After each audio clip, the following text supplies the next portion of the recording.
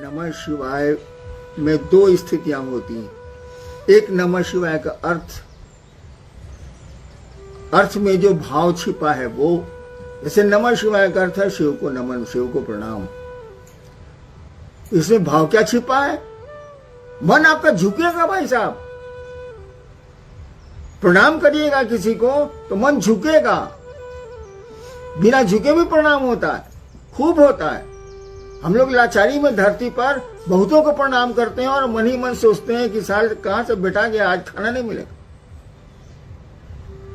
ऐसे भी प्रणाम होते हैं औपचारिक, लेकिन शिव को तो औपचारिक प्रणाम नहीं चलेंगे।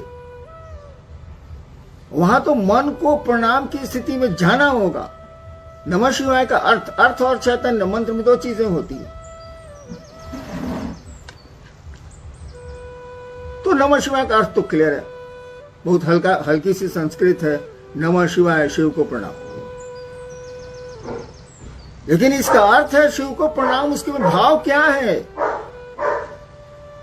रोड पर चल रहा है, कका गोड़ लगता नहीं, अब मने मन सोच रहे साला ककवा कहां से बेटा गया, आज तो नाश्ता नहीं मिलेगा। वाह, ये प्रणाम नहीं है।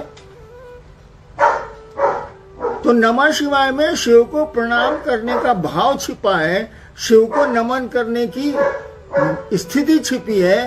मन जब शिव को प्रणाम करेगा तो ये झुकना सीखेगा, विनीत होगा। कहा जाता है अकड़ और अहंकार दो चीजें न भक्ति मार्ग में चलती हैं न शिष्यता में चलती हैं।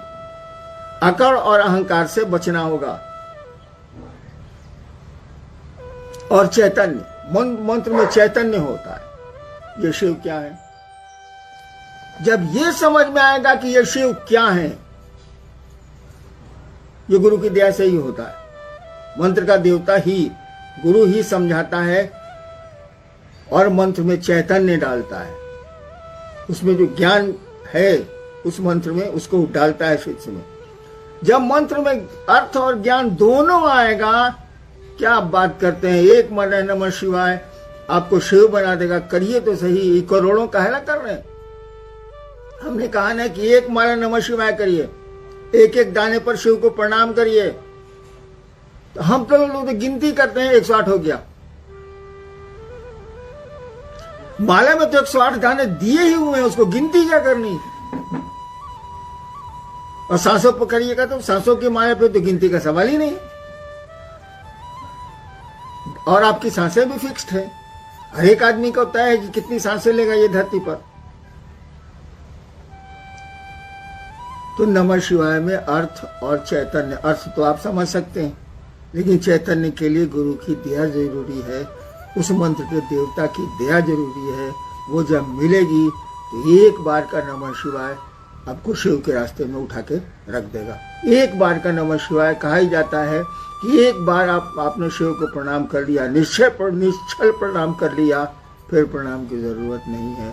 फिर तो मन परमानेंट अस्थायी रूप से शिव भाव में चला जाएगा। आपने करोड़ों किए हैं, हुआ क्या? नमः शिवाय तो किया आपने, बस करते गए, न अर्थ समझा उसका ठीक से, न मंत्रों का अर्थ दिमाग में आया। कर रहे हैं तो कर रहे हैं, अर्थ जानते हुए भी आप माला पर आपका ध्यान है। और मन धीरे धीरे समझने लगा कि हम तो 1 लाख 2 लाख 1 करोड़ नमः शिवाय कर दिए, साला सामने वाला क्या बोलेगा हमसे। और अहंकार आपको छाया। अहंकार किसी को भी छाएगा तो धरती पर उसके संबंध बिगड़ेंगे, आध्यात्म में तो पूरी तरह बिगड़ जाएंगे। इसलिए याद रखिए भाई साहब, शिव शिष्यता में या भक्ति में अकड़ और अहंकार इसको हटाइए। इसके जब तक ये नहीं हटेगा तब तक आपका नमः शिवाय फलदायी नहीं होगा। वैसे धरती के छोटे मोटे काम हो जाए।